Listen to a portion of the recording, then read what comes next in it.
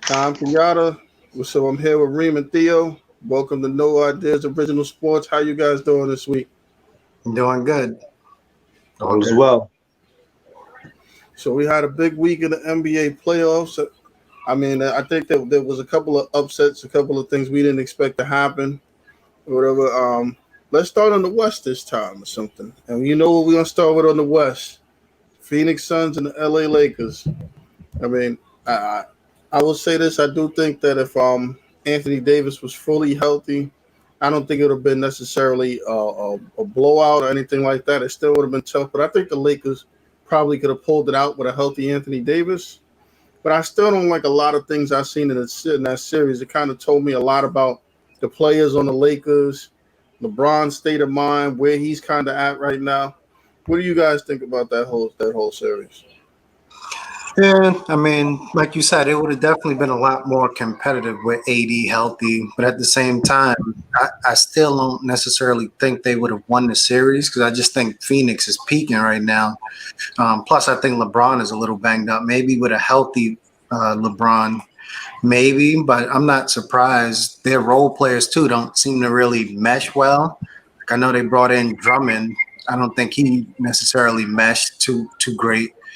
Schroeder's kind of a playmaker, but LeBron is running the point, so that kind of puts him in a weird position.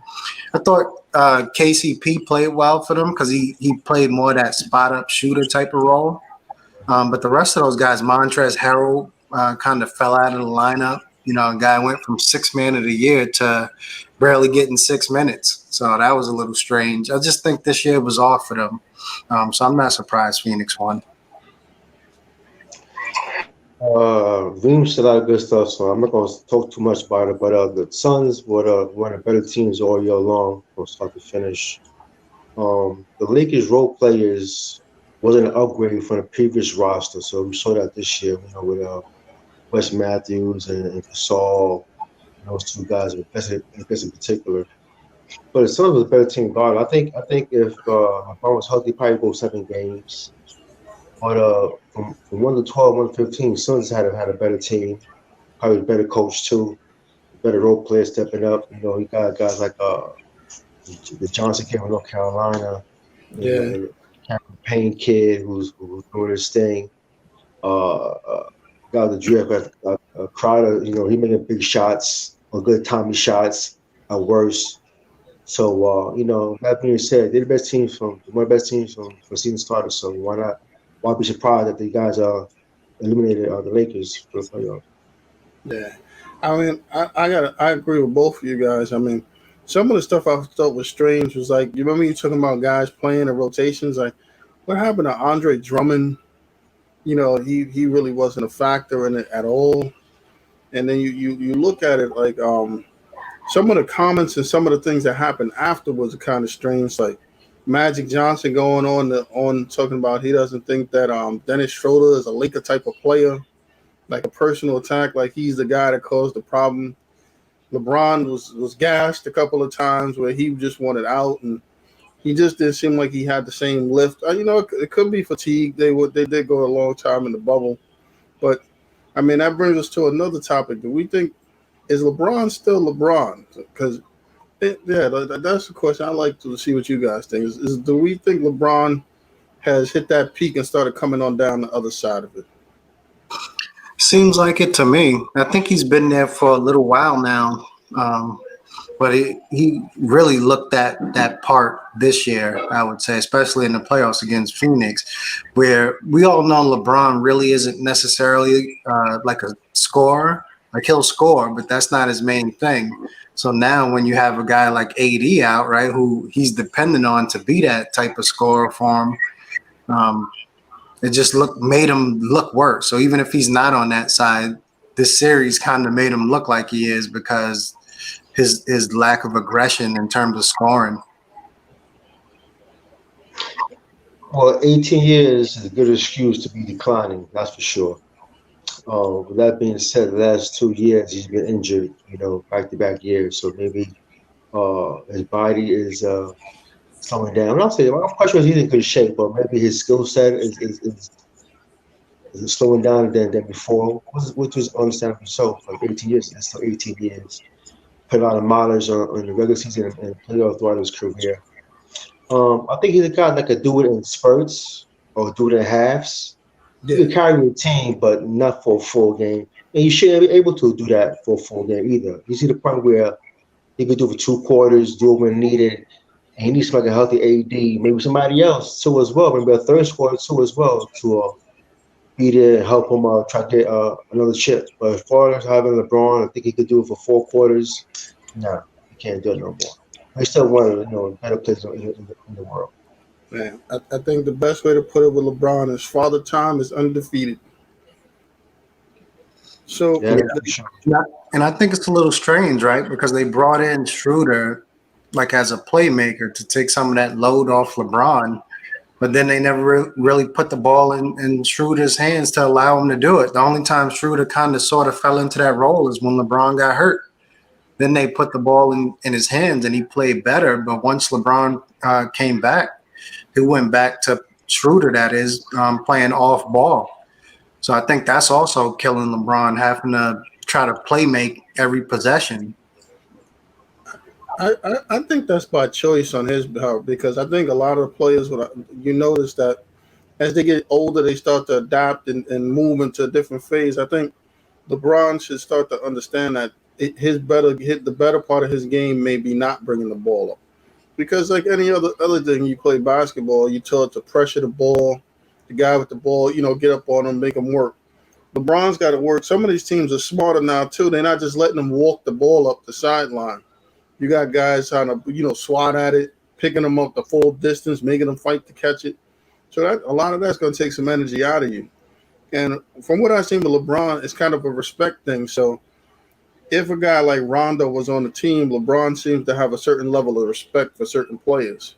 So if Rondo was out there, even though he usually carries the ball up, he would default a little bit to Rondo. I just don't think that he ever had that level of confidence in Schroeder to be able to say, you know what, I'm going to default to Schroeder and let him handle it. I mean, if Yeah. you look at his resume, it wouldn't really dictate that you do that. But, from the team perspective, I can see him doing that, like playoff Rondo with the rings, and stuff like that, the background. And the other guys, he probably would. But Schroeder, he probably just didn't feel like, that would be the guy.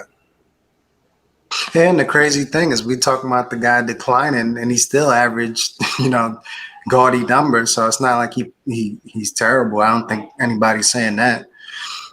He's just not up to LeBron standards, which was crazy high standard to begin with. But he's still going to get you 20-something points a night, 8 rebounds, 8 assists, or whatever it is, regardless.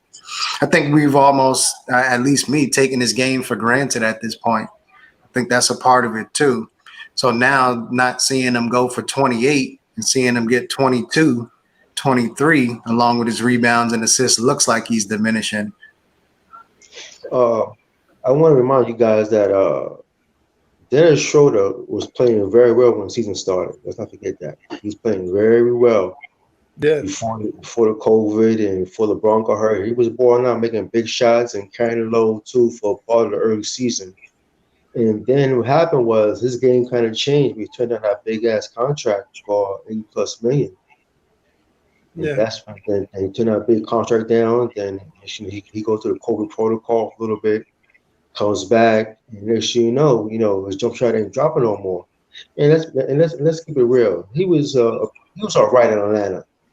Got a Yeah. little better at OKC under the tutelage of CP3.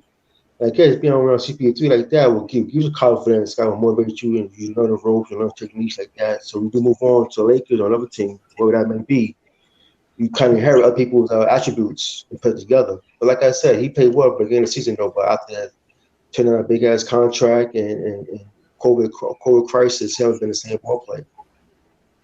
Yeah. Yeah, that's true. Well, to look at some of the other series, I mean, Utah, Memphis, I think we pretty much got what we thought. Memphis gutted one out. Utah pulled that off. I mean, Utah is along the lines of Phoenix, like what you said. You talking about guys that was in that played well the whole season. So Utah and Phoenix were 1 and 2. So I don't think anything happened that was unexpected there. With that, what do you guys think? Yeah, like you said, I kind of just had them winning that one game. Um, Outside of that, of course, no surprises for me because I have Utah, assuming they stay healthy. I have them in the finals, so I'm not surprised. It was nice to see Memphis get into the playoffs, though. I think that was a good learning tool for them, similar to the Knicks. So you take it and run with it, bring it into next season, hopefully, and continue to get better. Yeah, Reem said it good with the expectations of Utah advancing past Memphis. Listen, man, it's good for John Morant and his brand that the world know that he's the real deal. He's a superstar already in the making. And future's bright for NBA as far as John Morant to the world. And Memphis has some nice pieces in place to build around. They have a very good backcourt with him and Dylan. So that being said, it's good to have a new team in the playoffs now and then, like Memphis and the Knicks for sure. Yeah, But like Reem said, yeah, Reem said, Utah beat them with no shock at all. yeah. And they talked about afterwards about how great the team chemistry was, how all the guys like each other, like playing with each other. So that's always a positive. And then they got guys that come off the bench that do well for them too. I Right. mean, I think Kyle Anderson said this was the best he felt in years. Mhm. Valanciunas is playing well. You got the kid Bain, and you got the other guard. I'm sorry, I forgot. He was him. He's playing well. And listen, we didn't Right. even see much of Justice Winslow. Grayson Allen's doing well, so they got some pieces, and they'll have a draft pick, so they'll be able to do some things. Right. I wonder how much Jaren Jackson like, does he stay happy with his role? I mean, he'll be between him and Dylan Brooks. They'll be the 2/3 option alternating every game. Morant's always going to be the number one option. But even if you look at him, he kind of plays unselfish because before the playoffs, he didn't take as many shots. Like his scoring average, he could have scored more, but he looked to get others involved. And in the playoffs, he picked it up a little bit to score more. So Right. I think he'll be happy with his role. But I also think they have the type of team that internally they won't tolerate it. So if he's not happy with his role, he probably won't be there. They don't seem like the type of team that's gonna just let him, like, any one of them, wreck the whole team because they want to do their own selfish thing. So he'll either get on board or they'll do something else. We had a good one. The Clippers actually pulled it out against Dallas or something. Kawhi was Kawhi, and Porzingis was again unimpressive. What do you guys think of that series? Yeah, it was a nice series. I wanted Dallas to win, just to see somebody new. I thought they were playing an entertaining brand of basketball. Um, but overall, no real surprise in terms of the Clippers did what they were supposed to do, in my opinion. You know, all of that being said, in regards to Porzingis, I don't know. I wonder if he's a product of Luka's game because I looked today, Luka took about 30 shots. So how much do you expect the guy to do when he's taking maybe 15 shots, maybe Porzingis somewhere around there? But at the same time, I think you said it best before, Kenyatta, where I think a big part of that is I'm not sure Luka trusts KP. I know they want him to have that bond like their big two, and maybe Hardaway as their little big three they're trying to form over there. But I don't know if Luka trusts KP. But in terms of the Clippers winning, I wanted Dallas to win, but I'm not surprised to see the Clippers win. They did what they were expected to do, in my opinion. Yeah, I have a lot to say with this series, man. So hopefully, I'm gonna win it. As far as series concerned, series was over when Dallas lost Game 3. They had a 20-point lead at home. Once they blew that game, when I lead in that game, the series was over from that point on. So you can't. This is a playoff time. You can't steal home court advantage, and then you up 2-0 with a 20-point lead and blow that lead. Once it happened, they get a lot of confidence, which you all seen. And these guys want to win what 4 to 5 Yeah, from that point on. Yeah. And it's weird how the Dallas reserves they play well on the road, but they don't play well at home. yeah, that is Yeah, interesting. that's true. Yeah, no. As far as Luka's concerned, Luka's a very good player, but he had LeBron James syndrome coming free throw line for sure. He can't make his free throws. That's for sure. Well, I learned about Porzingis. I learned today actually. Listened to a radio show in Dallas. Dallas there for my Cowboys information. So they had Tim Hardaway Sr. on the show today, what I heard, and he said how the trade went down. He said Porzingis was the throw-in, not Tim Hardaway. He said, I said before. He said, I know he's my son, but I'm not trying to defend him. This is how it went. He said, Knicks was in Dallas. Dallas acquired by Tim Hardaway. So he said, sure, we'll see. We're trying to offer. At the same time, Porzingis, mind you, was out with an injury.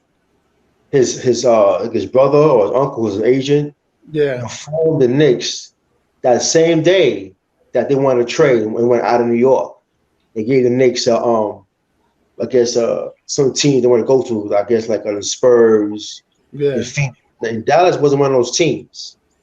So that goes back and tells Dallas, Knicks go back and tell Dallas, listen, how you feel about KP6? They're like, well, are you serious? You gonna trade KP6? Why not? So Knicks said, listen, we'll give you KP6 to trade Tim Hardaway. If you guys add on the Lee kid for salary cap space. Yeah. Courtney Lee. For salary cap space. That's how the trade went down. Nobody knew KP was available until his uncle or his brother-in-law, I guess it was his brother, requested the trade the same day Dallas acquired by trying to get Tim Hardaway from the Knicks. He was on the road about to play the Mavericks. Wow. Yeah, I always thought that trade felt a bit rushed. But at the same time, I know the Knicks, being a Knicks fan, we were chasing cap space to try to bring in 2 stars. So the fact that they were willing to take Lee is probably what made us pull a gun on the trade. But I always thought we could have got more for KP because I think supposedly at the time there was rumors that Boston may have been willing to part with Jaylen Brown for KP. At the time, yeah. Yeah, I think so. That'd been great. So the last West series we had was Denver and Portland. Looking at this, I thought that, Portland, it doesn't seem like people step up. It seems like Lillard steps up, other guys fade. I don't know if it's a personnel thing, if it's a team thing. I don't know if it's stats. It seems like there's a lot more dysfunction there behind the scenes maybe than what's actually there because some of these guys, they look like they're standing around just watching the game being played. And then some of the deals that they made or moves, I didn't understand them myself before. Where you where you went out and you got Norman Powell and Covington. I guess you were planning to play small ball, so you got CJ, Damian Lillard, Powell and Covington, and Nurkic. You were never going to be a good rebounding team with that team. You got 4 guys who basically like to shoot the ball from the outside. So, right now the coach bit the bullet on this, and Damian Lillard's talking about his future and what he wants to do. But I think the general manager should have ate some of that.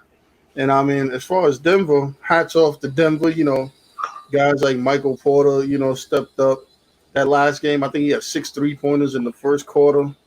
You had the guy on the bench, Monte Morris. You had the Knicks don't want to hear this. You had Austin Rivers playing well. So, yeah. What do you guys think of that series? Yeah, I'm not surprised. I would have liked to see Denver pull that one out, especially like with the heroics that Dame put forth.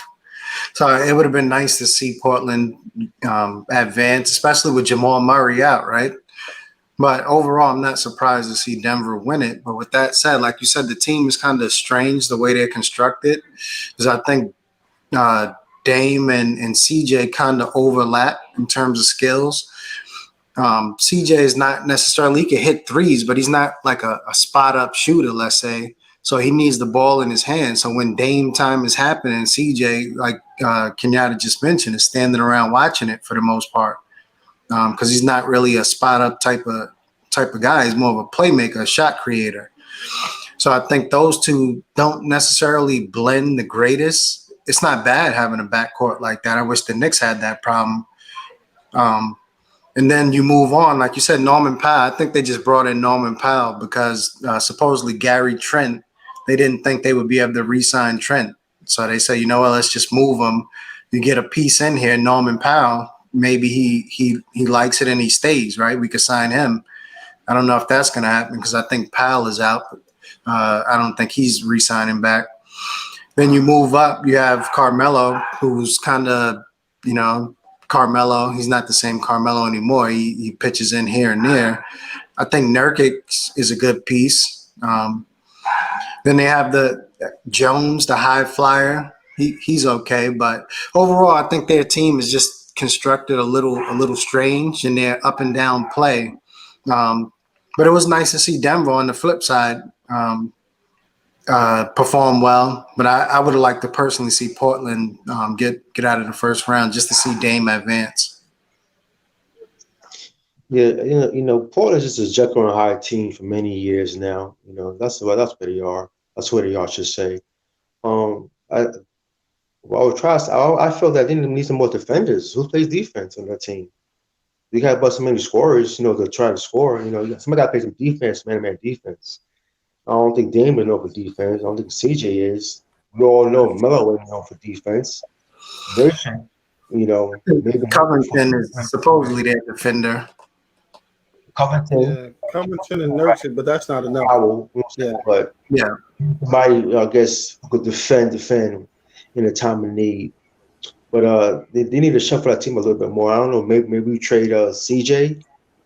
I don't know because they're not going to trade Dame. I don't think because they knew they'll kick in next year for 4 years for I guess 20 plus mil. So, do you go one more year with both backcourts? Who knows though? But I need somebody with defense, man, and be more athletic too on the front court. Yeah, I definitely agree. I think they need to make some roster changes because you look at it. I mean, realistically, I say this about a lot of teams, and it's just my opinion. I think, to me, when you have like I think it's a 14 or 15 man roster now, right? One of the mistakes I think teams are filling up is we love to have veterans, right, on the team. But here's the thing: if they're not contributing and they're not ex-champions, then why not have a young athletic guy that we could teach how to play on the bench, as opposed to just having some old guy because he's just old? Like, you got a lot of guys on people's benches that they really don't do anything. They just sit there. Like, they can't help the young kids get better. They can't contribute on the court, and they don't have playoff or championship experience. To me, that's a guy that's not really helping the team at all. So you got that, and you look at Portland. When we look at this, why wasn't Anthony Simmons playing more? I'm pretty much sure he could have did whatever Covington and Powell was doing for tremendously less. So, yeah. And then you got the other kid, Nasir Little. He's not playing at all. You playing Powell at the power forward? I mean, you got a guy, Nasir Little, the guy from North Carolina, was one of the highest flying guys in all of college. He can't touch the floor. You got Derrick Jones. There's a reason why Miami just let him go without even giving him a contract. So they really need to look at that. I mean, looking at the West, we got some interesting second round matchups that should be pretty good. You got Phoenix and Denver, and you got LA, the Clippers in Utah. So I look forward to seeing that this coming up this week. So moving to the East Coast, I hate to bring this up to guys. Unfortunately, we got a chance to see the Knicks. They lost. I think it was more for me. It seems like inexperience and maybe getting caught up in the moment a little bit. So I think they just need to get I think they just need to get more experience, whatever, for that one. But Atlanta, as we see, is proven to be a really good team because Atlanta moved on to the second round and defeated Philly today. So between the Knicks and Atlanta and Philly, what do you guys think of that series right now? Yeah, I think, like you said, the Knicks, unfortunately, we didn't advance, but overall, no real surprise there. I think Atlanta has the deeper team. They're further along in their build than we are. I would say they have more talent. So I'm not shocked. The only thing is I'm a little disappointed in Randall's performance. I still think he's a key piece to our team, so I wouldn't necessarily say, oh, we got to move on from him or anything crazy. Still think he deserves a good contract. But no real surprise in terms of Atlanta winning that series. The only thing I will say is that I think Trae Young showed that he's definitely more of a star than Randall is. Yeah. Because they were on two different levels in the way they performed. Trae Young is a superstar right now, I would say. Whereas Randall's an all-star, I would say. He's not a superstar, Randall. But Trae Young, I would say, is a superstar right now, you know. And I know a lot of people originally were using the whole, well, it's Randall's first time in the playoffs, and that's partly true. But at the same time, I'm looking at Trae Young, it's his first time. I'm looking at Devin Booker, it's his first time. So those are guys that are true stars, and they're performing. You know, they're going out there and killing. But, yeah, no real surprise there. And I'm also not surprised to see Atlanta beat Philly today. Embiid hurt, but still performed well. But at the same time, I think Trae Young, he's a problem. You know, you got to figure out what to do with him. Mm-hmm. So no real surprise.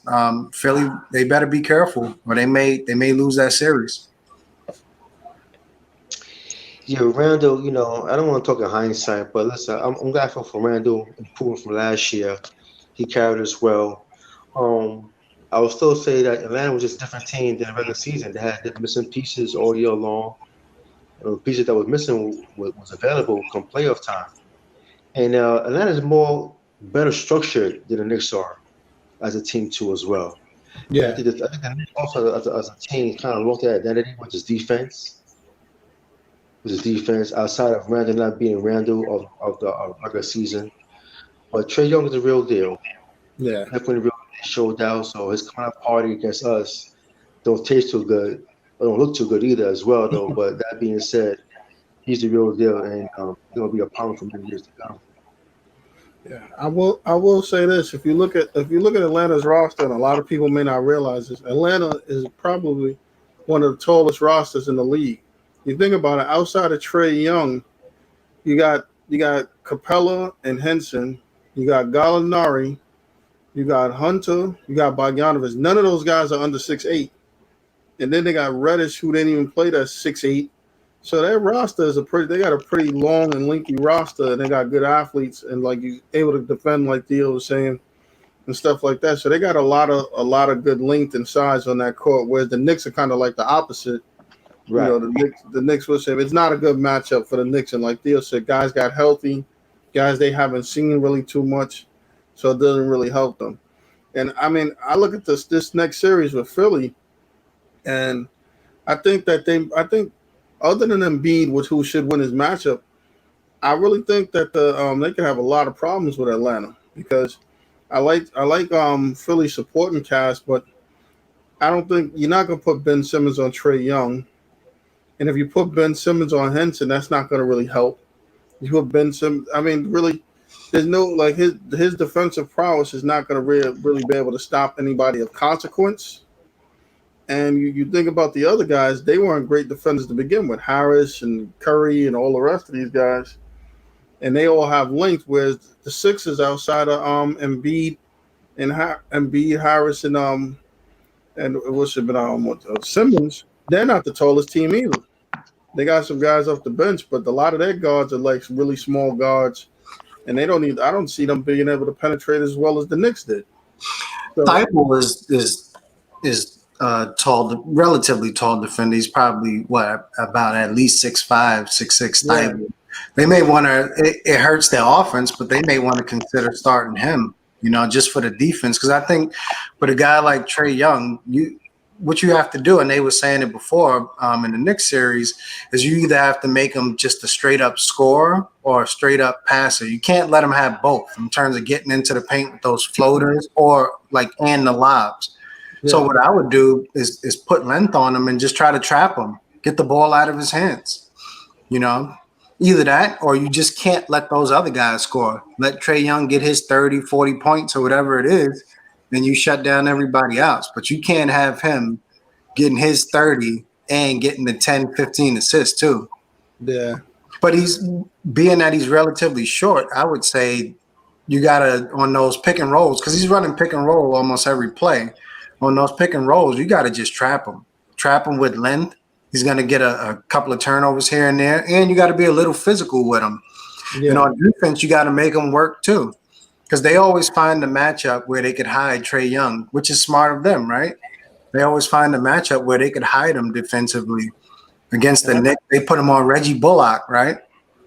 That's one of the reasons why I think this Philly thing helps him too, because how much work you have to do if the guys on Philly that his counterparts just stand in the corner.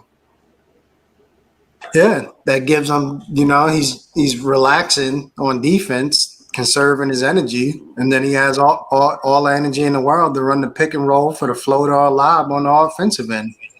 For them, it's the perfect strategy. You got to make them work on defense. Well, Trae Young is getting the ball out of his hand, fellas. Trae Young is getting the ball out of his hands and making good decisions, and guys is knocking down shots, man. I think you got to be physical with him. Enough, double team, and he making the correct passes, the correct reads, and guys is making shots. Whether it's Herter, Collins, Bogdanovich, Lou Williams. They're these playing guys well too, because Trae's getting doubled, and these guys are wide open. These guys making shots, man.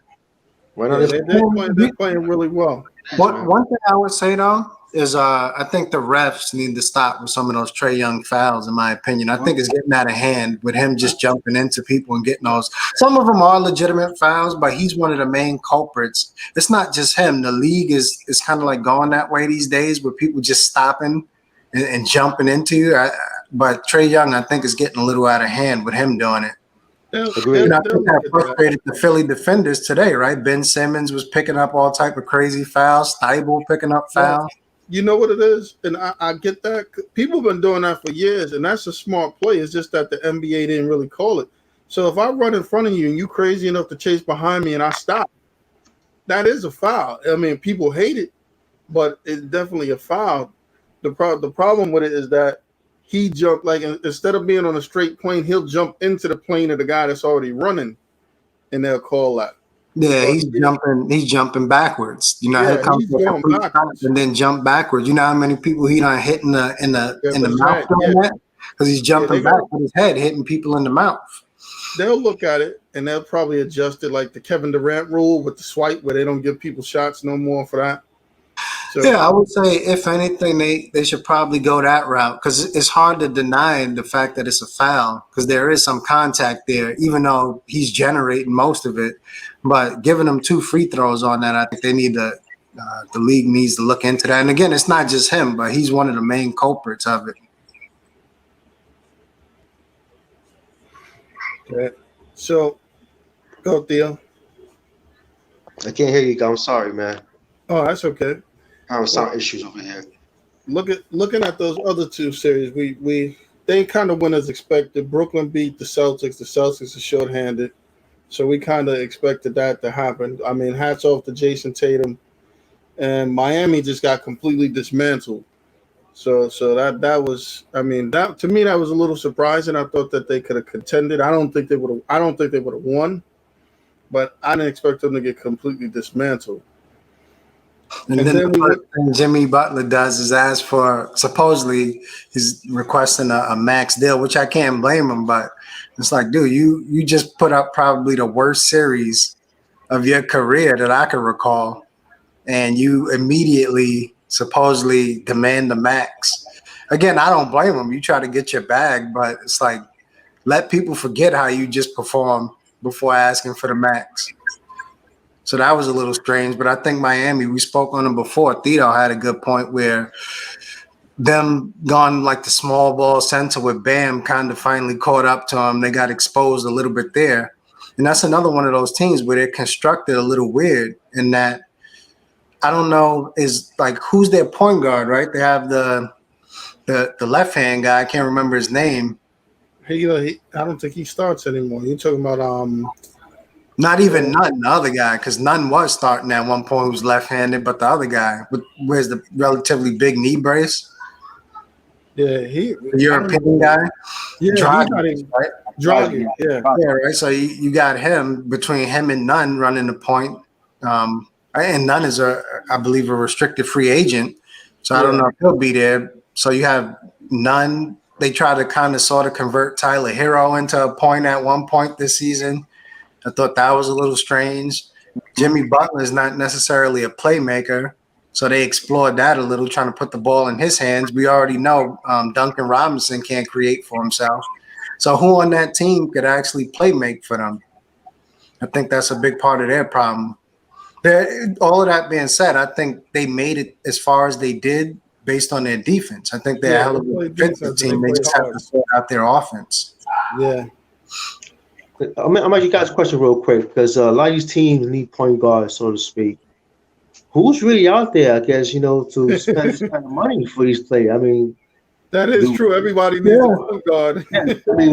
I mean, do the Heat and the Knicks and some others go on another year of above average point guard or 80% Derrick Rose, so to speak? Or I mean, do you want Eric Bledsoe? Come on, we don't want Eric Bledsoe. You know what?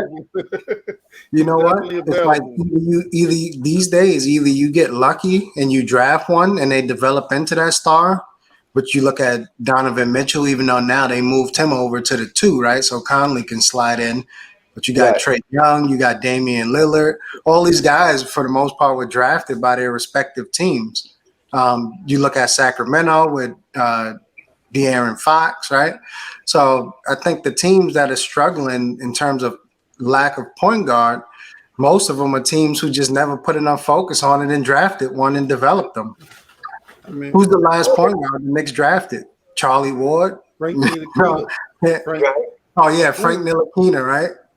I think the problem with some of these teams with the point guard thing is that they're at different points. Like right now, if it was the Knicks of last year, we would have accepted a drafted point guard because the expectations would have been lower. But now it's going to be tough to draft a point guard because the expectations are much higher. So if you bring a young kid in here and he makes mistakes, he's going to get yanked. And we got Derrick Rose out there starting or whoever. They're going to yank quick. Right. I mean, there's some deals to be made, but I don't know if teams are bold enough to do it. Like, I'll give you a perfect example. I don't know if they would do it, but maybe you package those picks and go for Tyrese Halliburton or something.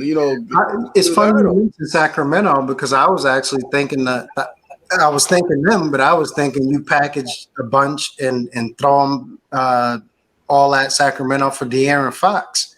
And the reason why I say that is, for one, I think they really love Halliburton in Sacramento. So I think they kind of sort of already start looking at him as like the future, which is why they started clearing space for him to be able to play, right, and get minutes. Yeah. So I think they're kind of sort of looking at him already as the future. You just paid De'Aaron Fox all this money. You're still not winning. You got a guy who you're comfortable with into like sliding into Fox's position. And if you can get 3-4 first rounders, a couple of young players to go along with it or whatever it is for De'Aaron Fox and clear that cap space while you're at it. If you're Sacramento, it's something to at least look into. You're going to laugh. If I'm the Kings, I'm going to tell you what I would want to do. And I'm going to tell you as Knicks fans, you probably not going to want to do it.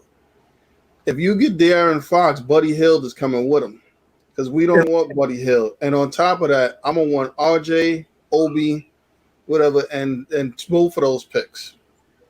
You know what? I'd do that in a heartbeat. It addresses Buddy Hield back too. It addresses almost everything we need. We need a shooter, right? That's what Hill can do. Hill can shoot, the lights out. We need a point guard. Fox can get into the paint every possession. Every time down the court, Fox can get into the paint if he wants to. Anytime he wants to. He's not the greatest, and he's a good defender too. He's not the greatest in terms of his perimeter shot. I think he still needs work there, but he addresses. He's personally in that draft. He's personally who I wanted. It's just that he went obviously before we picked. But I would love De'Aaron Fox, and I wouldn't be upset with Buddy Hield as a throw-in for cap relief or whatever it is. I might be willing to give up a couple of more picks, another pick in there if needed to get him. I think if I was the Knicks, I would try to keep the pick and it kind of depends if they believe that Nerlens Noel is going to be a long term solution or not. Because do you pay Nerlens Noel $10 million a year, which is a good rate, 8 million, 10 million, 6 million, or do you pay Mitch 17 million for 5 years? You go with Noel for 2 years for 12. I'm in that scenario. I'm paying Noel, and the reason Yeah, why I don't think Noel is better than Mitch. no, It'd be no, crazy to suggest that, but given how the NBA is today, and I do think Mitch kind of sort of fits into today's NBA because yeah, he's a lob threat, Right. and he's a defender, right? He's a shot yeah, blocker. But the reason why is I think you could find more of those type of big men for relatively cheap. Look how we got Noel to begin with, right? We brought him in relatively cheap. What, 1 year, $4 million, whatever it yeah, is. So I think we could find those guys on the open market. Not easy, but easier, I would say. So I yeah. wouldn't overspend on the center in today's NBA. Same thing, I think Drummond, in terms of free agency, Drummond may have some problems in terms of finding work at the salary he thinks he's worth. I mean, you look at it. What's interesting is if the Knicks wanted to, they could keep Noel. They could go out and pay Dwight Howard $4 million to back up Noel. Yeah, Remember, that's my Dwight Howard point. got $2 million this year, and that, I mean, to me, I hate to go back to it. The Lakers made a big mistake by letting McGee and Howard go for next to nothing, and that cost them a lot. But Yeah, I agree. You like you just said it. You can go out and get a Dwight Howard or JaVale McGee. There's plenty of those type of guys floating around looking for work. Dwayne Dedman. yeah, He ain't the greatest, but if you give him starters minutes, I think Dedman can get you 10 rebounds and a block or two. yeah, you get you about 12, 14 points too. Look at another guy, but I think he is going to command some money on the open market. But he falls into that category as Rashard Holmes, right? Yeah, From Kings, right? I think they're going to have to pay him, or somebody will. yeah. I mean, there's a lot of guys out there that you could like you can poke around, and I think you're right. You can poke around and get those type of guys. They're available out there for cheap a bit. But I can see it to keep Mitchell long term. He's gonna want that at least that I call it the 17 or more deal for 4 or 5 years. He's definitely gonna want that. What about Miles Turner? Yeah, I Yeah, definitely would take Miles Turner. I heard that he might be on the block too. And I mean, Bron- I don't know what they'd have to give up for him. You know who else I would look at that's a free agent too from the Knicks? I would look at what's the guy that could score at will that he didn't play that much this year? Um, Team. what happened? What team talking about? What player is this On talking about? Indiana. He was the small forward in the bubble. He was scoring a ridiculous amount. TJ Warren, right? Because he Yeah, got hurt. TJ Warren. Yeah. Yeah, the Knicks could use somebody like that. He could create his own shot. We need Yeah. guys who can do more than one thing at a time. We He's got too many he's an one-dimensional unrestricted players. free agent too. Yeah, I would look at him for the right price. I already heard rumors, and I like the rumors with Fournier. I think he can create for himself, create a shot that is, and knock down shots. I think we need playmakers. I wouldn't go too crazy and overspend for Dame where I'm offering 5, 6 picks. Yeah. RJ, Obi, Mitch. I wouldn't do all that for Dame. On top of it, Dame is 30, 31 years old, something like that. Yeah. And his game, I think, is built to last because he's more of a perimeter guy. He's not trying to, dunk all over you. But you trade for him, then you got to start thinking we need to win now. Yeah. And as long as they're comfortable with that, then you go that route. But otherwise, I'm spending my pieces somewhere else on a younger player, De'Aaron Fox or whoever it is, see if I can pry him away. So we look at this other game. We look at it, and I gotta say, I'm definitely going for the Nets. But there was so many people talking about even with Harden, the Nets were gonna lose to the Bucks. The Bucks got them. The no defense and the rest of this stuff, right? Harden goes out of the game in the first minute. All of a sudden, we start seeing LA Clippers Blake Griffin. We start seeing guys start playing like they used to. I mean, I watched Milwaukee and I thought that with Harden out, at that time. That was their best chance to go out there and get that game. Now I think the Nets gonna go back and prepare a little more, and the other guys gonna be a little more ready. I mean, I actually think that the Nets will probably beat Milwaukee in 6 games. You know what? I'm not necessarily for this series, but in general, with Harden um, going out with this injury, I'm a little concerned for the Nets in terms of their championship run. I think they can probably still get by Milwaukee.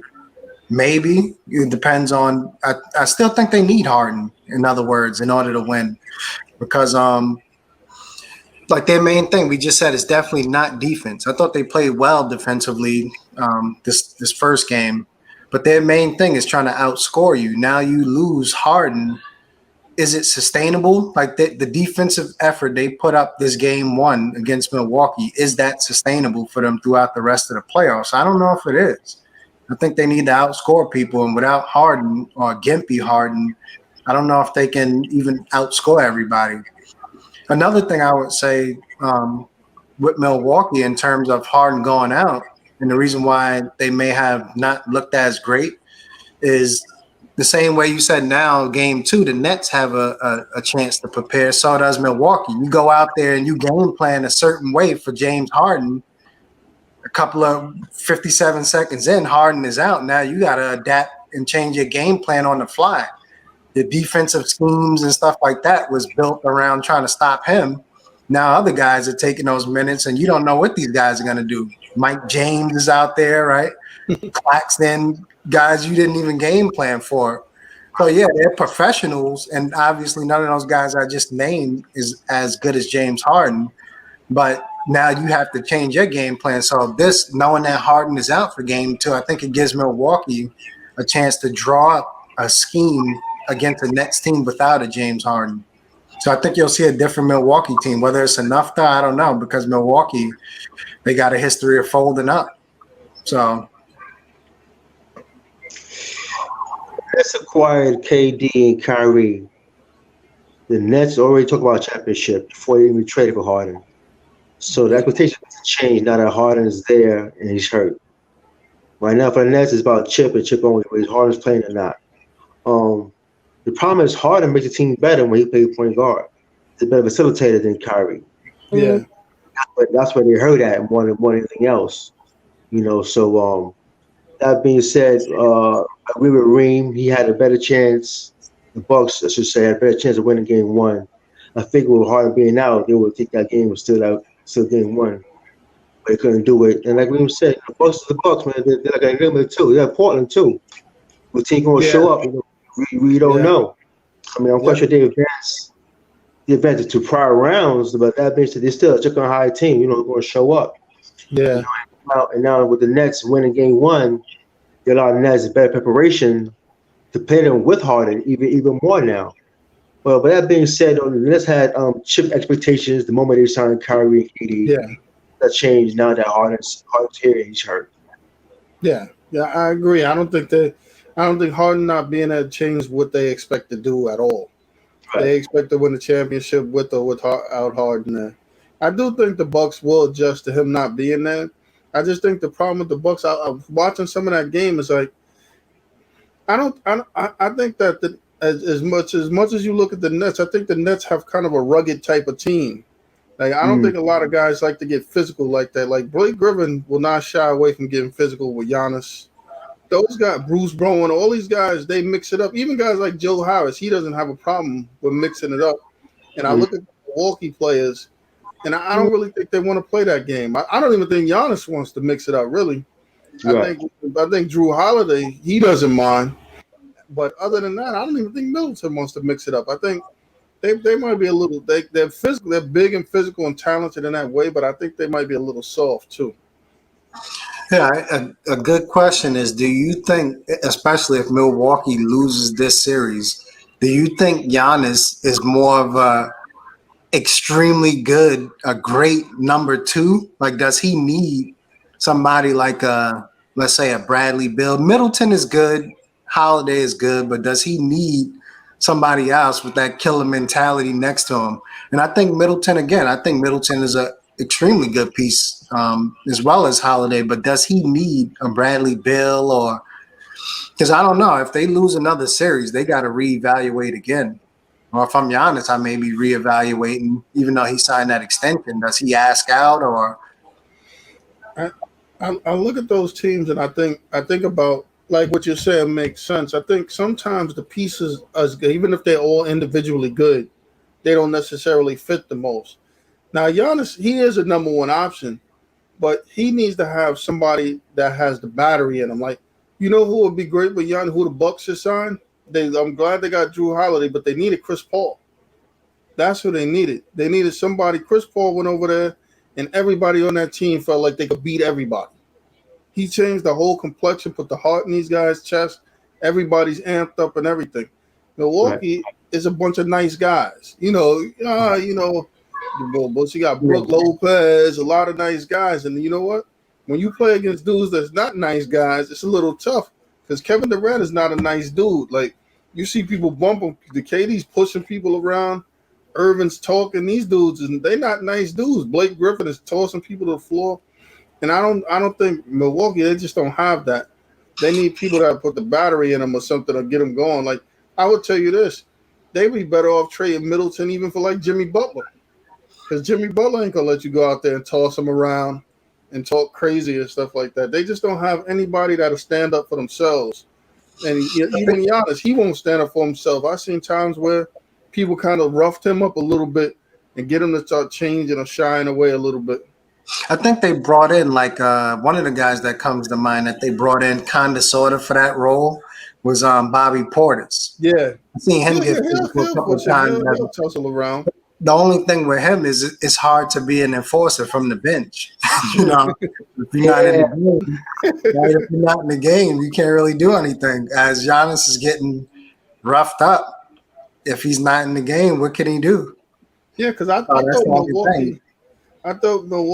Miami roughed them up last year pretty good. Yeah, and I think with the Nets, they don't necessarily have to worry about being roughed up too much. But I think we said it before. I don't think anybody fears the deer, so to speak. No. And the Nets got some more people to rough people up on that bench because, remember, DeAndre Jordan ain't touched the floor yet. So they got some fouls to give and some bodies to throw out there. And they'll do it. Now, imagine, look, we talking about them getting roughed up, and Jeff Green didn't even play yet. Right. So, I'm playing too. Boston missing DeVincenzo.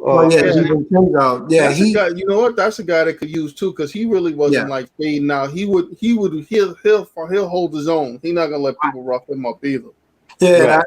I would say that was a significant injury for them. Yeah, gone out. They just need somebody with some heart or something. I mean, they got talent. They got a lot of talent. They just don't have the type of players like with that killer instinct and that. I mean, you making max money. Nobody should have to. Nobody should have to do that. And they're in a tough spot because they spent a lot of money. Giannis, Supermax, Chris Middleton got crazy money. Drew Holiday is not getting paid crumbs. He just got a new deal too. He's not getting paid crumbs. So they they spent their money. I don't know how much. I don't think they have much cap space. So in order for them to reconstruct that roster, if they decide to go that route, one of those three I just named is going to have to go. And we know it's not Giannis unless he's asking out. So what do? How do they get better? They're gonna have to trade some assets. Like, put it this way. You want to get tougher? Trade Brook Lopez for Jackson Hayes.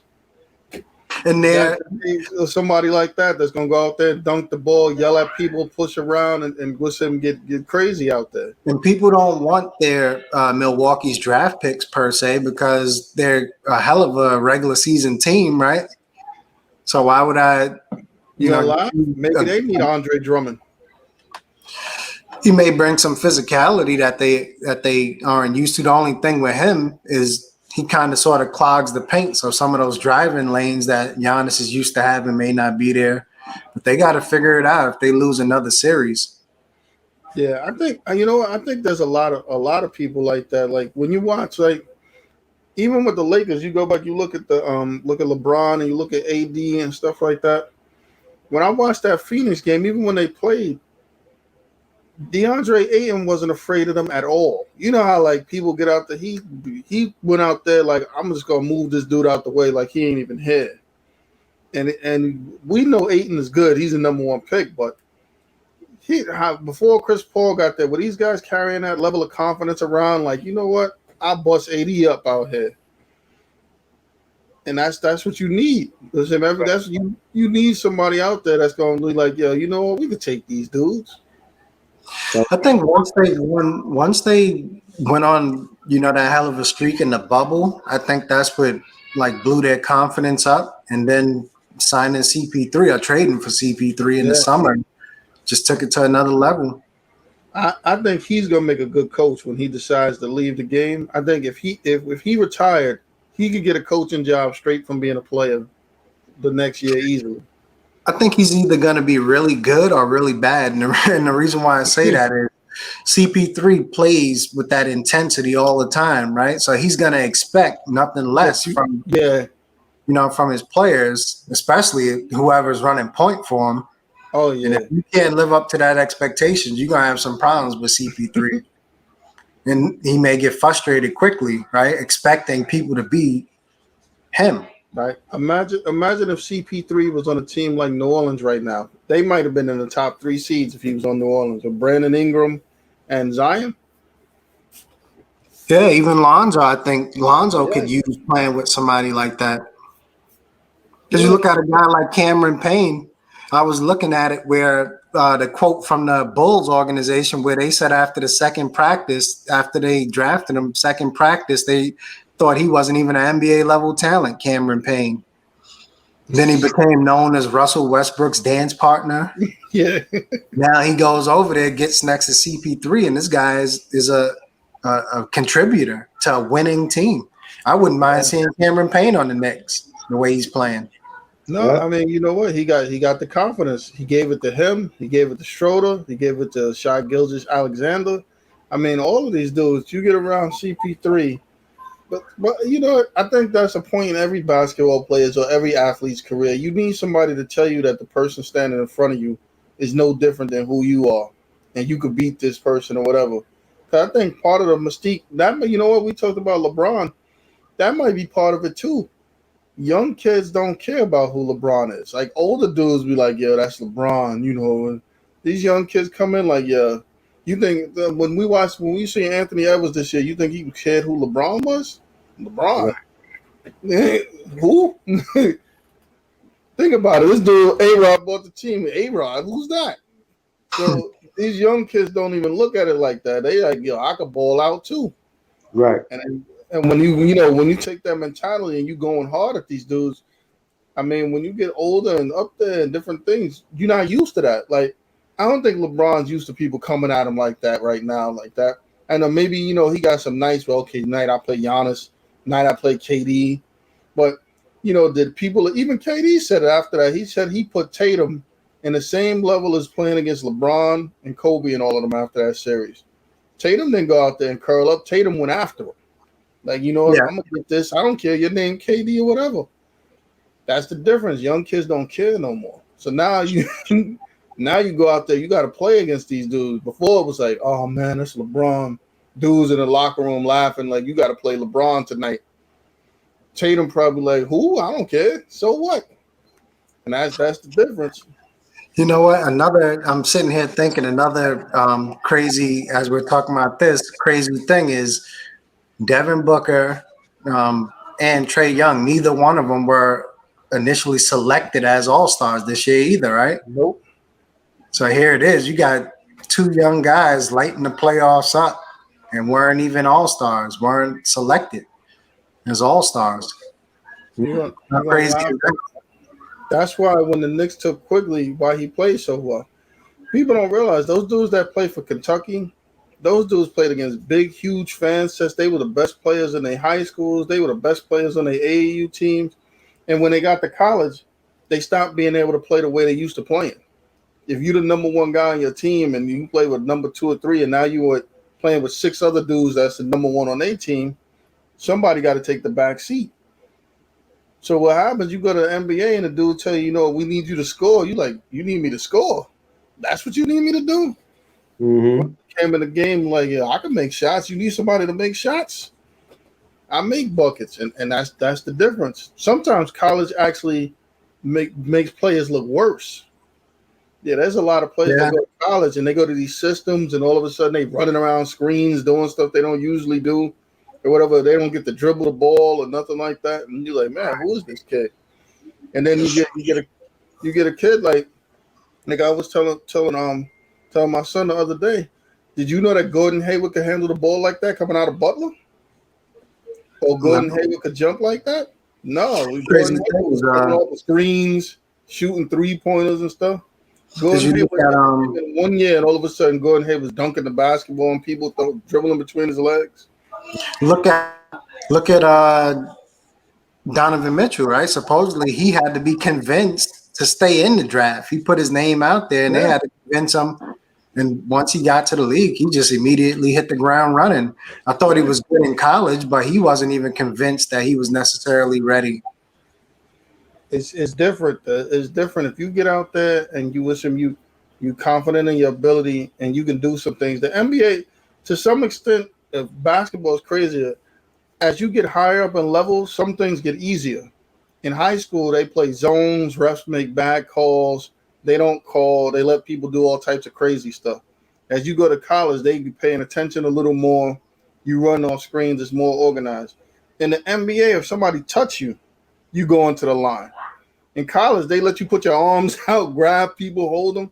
Not in the NBA. In the NBA, if you get around somebody, if you quick or can handle the ball, it's like very rare.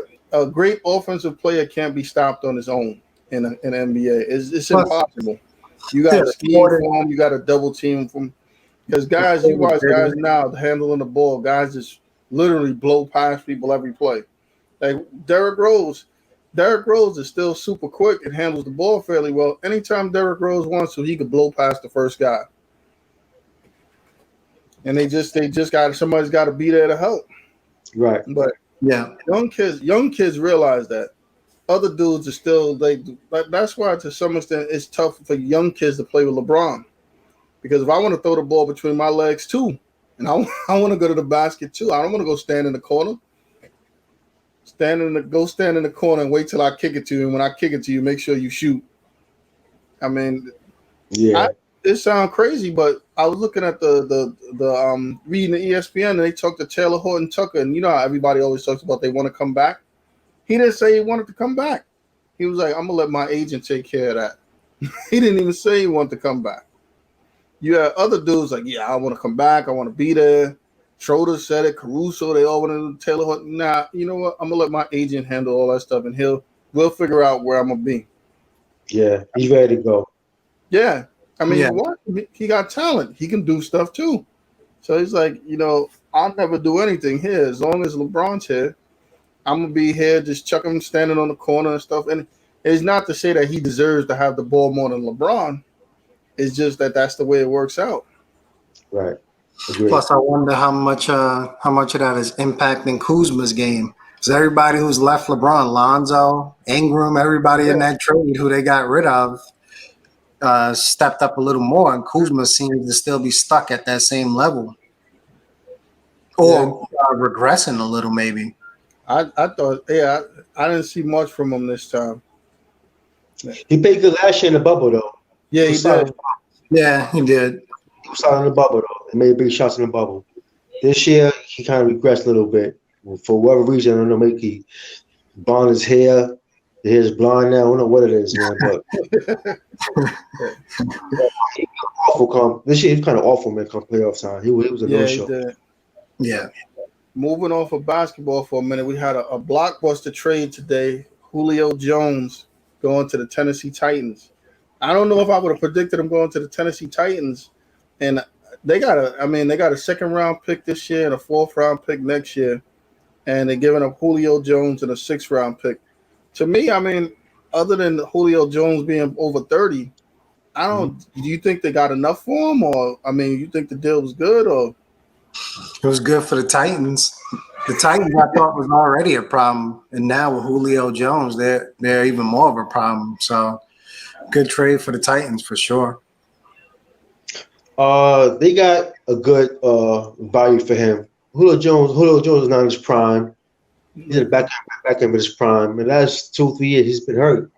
Yeah. Hurt a lot the last few years, man. So, but right now, where he's at right now with him and Henry and the other wide receiver was real fast. Brown, Brown, yeah. yeah, very good offensive line. One of the top five, I think, personally, at least top 10 Yeah. for sure. Tannehill has turned the corner with his career as far as being a QB who could read defenses, is very accurate. Always had a good arm. They always had good defense, So, and Derrick Henry could keep him healthy, man. With being a heavy load kind of football, so to speak. He carried the ball 35 times per game, took up all those loads from I guess Julio Jones. And for the Traco, so I think Brown benefits the most. We have Julio Jones. Oh If yeah, Julio yeah, even flashes of his old ways, you got to bracket him. yeah, One. As far as Derrick Henry, they're no more 8-man, 9-man in a box no more. Yeah. Now the standard, maybe what, 5 guys in a box? yeah. Right. So that Brown kid, man, he could really benefit, man, for having Julio Jones and a good O line and Derrick Henry, man, in the backfield. Yeah. So we got some other interesting news. Coach K officially said this is his last season, and they basically named John Shire as a replacement. I don't really have a problem with that. I mean, there are some other players that I would consider, might have considered that might have got a shot, but a lot of those guys have jobs already, so they would have to leave their job to get that job. I mean, the one thing I do say, and I wonder what you guys think of this. I personally think that part of Coach K leaving is the emergence of stuff like this overtime elite league, this G League stuff, and the ability they're gonna have, or how hard it's gonna be to compete to get these top level kids to go to college. What do you guys think? Yeah, I think that's exactly why he left, in my opinion, is just the landscape of college basketball is about to change dramatically. And I don't think he wanted any parts of it. I don't think he just woke up and granted, he has been doing it a long time. So I'm sure there's burnout. But for him to just up and say, this is going to be it, this is my farewell tour, I think it's a lot of what you just said. The competition to get these kids in to college versus these supplemental leagues. So I don't blame him, though. Obviously, he's had a great career, one of the best coaches to ever do it. So why stick around and put yourself through that? So I don't blame him. Certain sports news always remind me that I'm getting old. And this is one of those news that Coach K moving on retirement. Coach K been around forever, 5-time champion, many multiple conference championships, and all that good stuff, man. And him retiring is like, wow, man, time is really flying by for real. He's retiring. But that being said, I'm quite sure, yeah, he always had health issues too, whether it came out in reports or not. I'm quite sure at his age, I don't know, maybe in the high 70s, maybe his health was in effect. We've been seeing about the landscape of college hoops because these guys, it's probably getting paid now, And now all these kids don't care about going to Duke no more. No. Don't care about going to North Carolina. Look at Kentucky. Yeah. Yep. They had a bad year this year. So a lot of these kids is just going to these overtime situations and G leagues and what will come after that too as well, though. So, but that being said, college hoops will miss Coach K. And the ACC without Roy Williams, Coach K, man. Yeah, that's crazy. That's it. Yeah. No Roy Williams, no Coach K. Wow. Yeah. That's so after this upcoming year, I should say, there'll be no Roy and no Coach K, man. It's going to be kind of difficult to see and watch for sure, though. But Coach K, one of the best, man. All-time great. Yeah, definitely. Yeah. On a different note with coaches, we seen Orlando coach lose his job. We seen Terry Stotts lose his job. We seen this is the one that gets me. We seen Brad Stevens get promoted to team president, and Danny Ainge stepped down. Now, okay, Orlando, they seem like they're going in a different direction. They traded Vujacic, they traded Gordon, they traded Fournier. So to me, that's like a complete gut job to commit to rebuild. So usually in that Yeah. scenario, the coach goes. Portland, he's been there for 9 years with Dame, CJ and stuff. And sometimes you lose and they feel like you can't get over the hump. You go in a different direction. Yeah. Brad Stevens couldn't get over the hump and had talent and lost and got promoted. So that's the one that's kind of getting me. I don't really understand that. I What do you think guys think of this whole thing? I don't know. It seems like you said, I agree with them moving on, both Orlando and Portland, from Clifford and Stotts. I think that was overdue in Portland. I think Clifford was out in Orlando simply because, like you mentioned, they're going in a different direction. The Boston thing, I think, more so has to do with Boston being of the mentality that all of their fixes for any problem they have is already in house within their organization. Like Boston doesn't seem like they like to make those big moves outside of the organization unless they have to. So I think Stevens just kind of fit the bill for them. He's already in house. We like him. Let's promote him. I think it's more of that than bring somebody else in. It's just the way I think their organization runs. Yeah, I agree with Reem as far as Boston concerned. Right now is about who are these teams hiring? I'm quite sure Stevens and Ainge and the other people in Boston Brass have a good communication with one another. Brad Stevens is still a young guy with a young mind. I have a good eye for talent as well. So guys like Brad Stevens, man. Plus, Brad Stevens was coaching during the LeBron era. Don't get it Yeah. twisted, man. His whole career he got to deal with LeBron James, man. So I guess the trade with Kemba Walker didn't really pan out too well. Didn't really Yeah. pan out too well also as well with that trade. But my right now I'm trying to think about who going to replace these guys or who's guys go I guess offer or try to have as head coaches.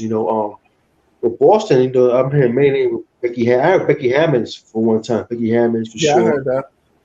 and two as well. Maybe Chauncey Billups. You Phil never know. Billups. You know. Um, As for Orlando, man, I'm looking at name for you for Orlando, man. Since Orlando want to do a total rebuild, go out there and hire Penny Hardaway, man. it's possible they could try. He's a player from Orlando. I mean, I wouldn't disagree with that. I think that would be good. He I doing mean, pretty good in Memphis. I He think Jason Kidd might be angling for that job though, for the Orlando job. did it again. I think Jason Kidd might be angling for the Orlando job Yeah, or the cause I know Boston job. Yeah. right. Yeah. Yeah, Me personally, I'm not a big fan. I mean, I would like to see some of these other guys get an opportunity. Like I don't think Lloyd Pierce got a completely fair shot with Atlanta because when Lloyd Pierce was the coach with Atlanta, his whole thing was he had to play the young players. The minute Lloyd Pierce got fired, none of those young players played. So you changed what you did when you with the different coaches. Lloyd Pierce's thing was to play the young players. You seen that you were kind of like in the mid range, you possibly make the playoffs, you give it to the coach, and all of a sudden, guys who used to play go to the bench, and you start playing Gallinari and all these guys a bunch of minutes. So he didn't necessarily get a fair shaking. When do we get to see Mark Jackson again? I'm here in Portland with that. Yeah, when do we get Mark Jackson again? Even Jeff Van Gundy, when do we get to see him again? Well, those two names I heard with Portland might get guys an interview, so it may Yeah, happen, I man. mean I even heard that Kenny Smith is interested in some of these jobs, like coaching or front office jobs.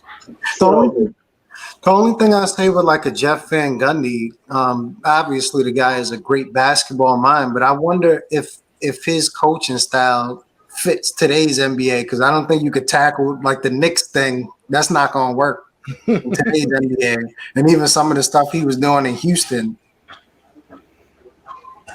yeah, I agree with that. But look at Tibbs though. Tibbs took off time and like he kind of adjusted too as well a little bit. So Yeah. maybe I guess not I in this mean, I game mean, may do fall we back. see any college coaches getting a shot besides, like, say, a Penny Hardaway? I mean, is there anybody that we could think of in the college ranks? I read Juwan Howard on short list for Portland. That's for sure. Nice, nice. I would like to see that, Jawan Howard. I know. Yeah. I know. I mean, I don't think he'll do it, but is Pac gonna ever get a shot? I don't think Pat's gonna Yeah, ever get that's a a good shot. question. You, I would like to see it, but I'm not. Yeah, I'm not sure. you should get an interview. Right. I Yeah, think he you, should. Yeah, yeah, you should get an interview. So it'll be interesting. And then I mean, you still got guys like Fred Hoiberg out there. They seem to Mm. have loved him. Yeah, yeah. For some reason, he had a big, following, fan base, whatever it is, what's to say organization. Terry Seems Stotts like doesn't get hired again? By somebody. Maybe Sam Cassell. Yeah, Sam Still, Cassell. Yep, yep. He's a big name out there too. right. So it's interesting. Plus, too, I'm interested to see how they do this interviewing and how many minorities get interviewed for these coaching positions too, or how that's gonna go. So that'll be interesting to see too. Mm.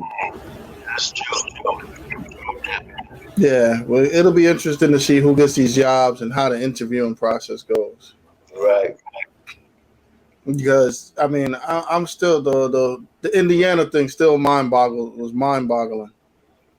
Just take the dude from Toronto, not interview nobody, the assistant coach of Toronto. it That seems like it's coming back to haunt him too. and then the Minnesota thing too. Remember the Minnesota thing where they didn't even give dude a shot.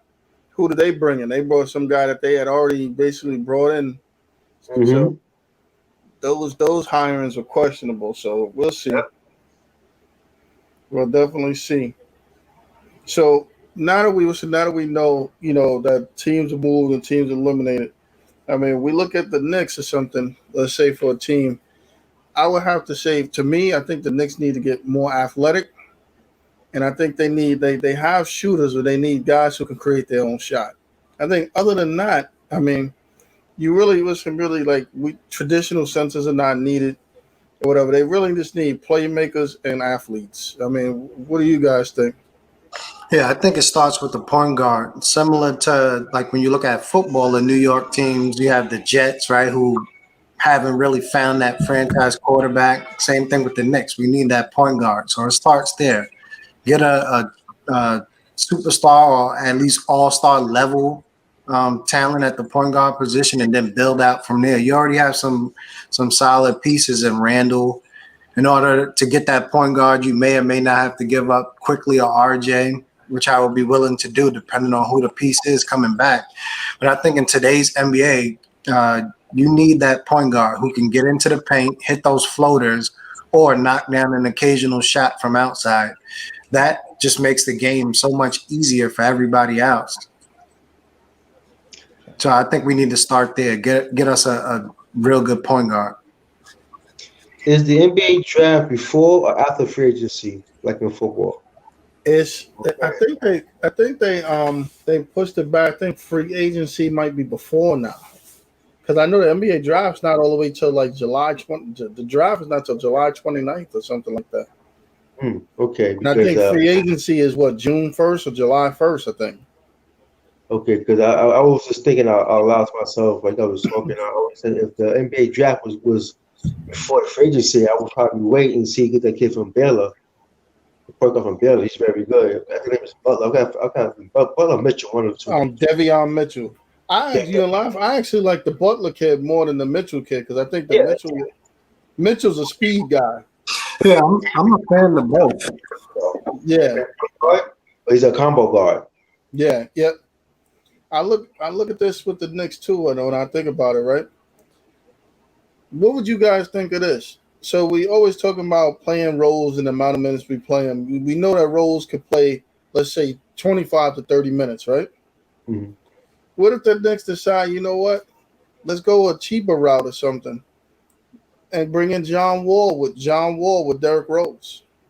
If you look at how John Wall was playing before he got hurt and everything. John Wall was getting 8 assists. He was getting 19 points or something like that. I mean, would you consider bringing in John Wall? Yeah, I'm not opposed to bringing him in. He wouldn't be like the top of my list, but he does fit the criteria. He fits the need that we have in terms of a speedy point guard who can get into the paint and just create havoc. His jump shot isn't the greatest, but I think it's serviceable enough where you have to respect it. The only thing is obviously his contract isn't the best. So I would consider it though. Before giving some of these other guys the money, I would consider bringing Wall in. Plus, I don't think you would have to give up too much for him because on Houston's end, it would be a salary cap dump Exactly. You might actually get a draft pick with John Wall. just because they want to dump him. Yep. John Wall had a good year, fellas. Yeah, he did. A very good year. He showed flashes of old John Wall, but he out there by himself with the Rockets. Rockets is definitely depleted, man. They're like an AAU team out there, man. So he still balled out. I have no issue with John Wall. I think John's shot is a little more serviceable. He can be streaky, but he could take over parts of a quarter, parts of a game for sure. He'd be a good fit for the Knicks. I like that for sure. So if John Wall's available with a pick, I wouldn't mind doing that for sure. Don't sleep on Kemba Walker, man. I mean, remember about the Knicks may try to bring Kemba too, or they're thinking about it too as well, man. I could see something like that happening too. I mean, my only concern with Kemba is always the health, but as far as bringing him in, the way the Knicks play and the way the style of defense and stuff, he wouldn't hurt him either because the Knicks play a lot of help and style defense, and it's more schemed than like individual. So I don't think he would hurt him. But I think with Kemba coming in, like a lot of people look at it, 82 games. If you get Kemba to play 65 games a year and be available for the playoffs, I'm good with that. Yeah, I think they may have to give up a piece with Kemba as well and get out of that contract. Yeah, because of his health. So you may have to give me a pick, or I heard that they're interested, especially with Brad Stevens taking that front office position. They're interested in trying to package Kemba and Marcus Smart. See, I don't want him. It's not that I don't like Marcus Smart, like toughness. I don't think he's good in the locker room. You don't need nobody that the other player's not going to like. That's the problem. I don't think that Tatum. You watch the games. I don't think any of those guys particularly care for the bench guys. I think Kemba's kind of in between. He tries to get along with everybody. Right. I don't know how he does with Tatum and Brown though. You know what? I wonder if some of that is because he's attempting to maybe hold those guys accountable for certain things, and they just. I think that's exactly. That's a part of it too. Is if I'm Jason Tatum, I'm the face of this franchise, and you're not on my level. So now, when you're trying to speak to me and hold me accountable about certain things, I'm not going to go for it. So I wonder if a bunch of it is that too. Is that he's trying to just hold guys accountable for throwing up all type of wild shots, not getting back on defense and all type of stuff. And I wonder how much is they just don't like him because of that. I think you're probably right. I think it's one of those things where unfortunately he's probably good to have around in that way, but it's a nightmare for Brad Stevens because you don't want anything that's going to upset Tatum and Brown. They got to make sure those dudes is happy.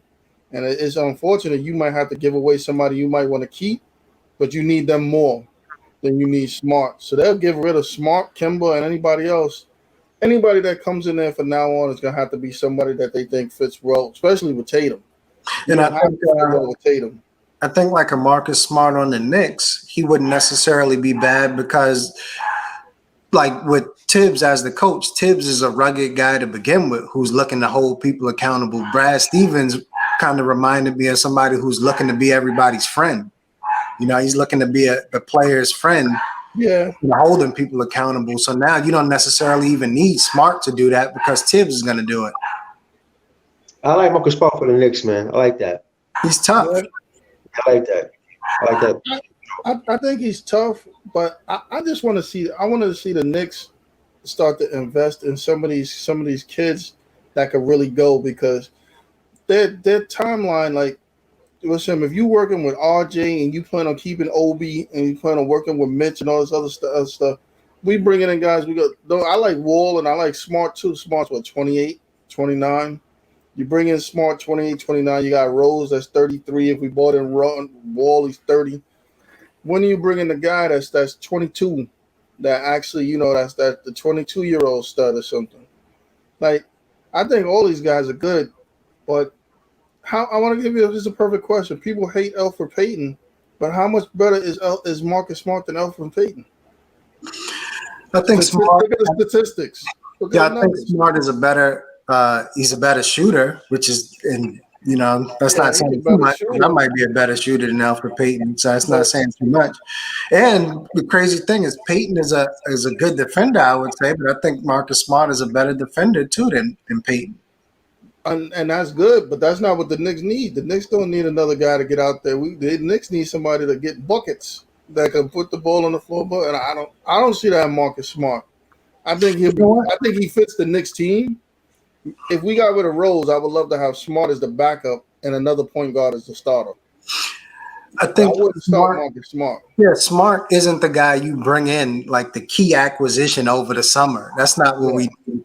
Marcus Yeah, Smart is once I made all my moves, if there's some way to bring in a rugged guy like that, then you do it. He's not my highlight of the summer, but you yeah, add him in because I'll tell you one thing.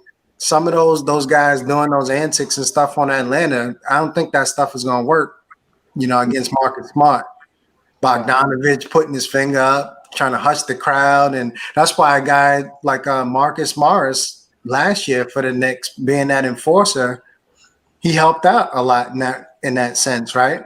you I'm got happy we got quickly, but Marcus Smart would have served the Knicks well in the playoffs this year, with that toughness he brings. Agreed. I was upset that the Knicks didn't try to bring in Kevin Porter, the kid that was in that Cleveland cut. I was upset they didn't try to bring him in for nothing. You said Yeah. that.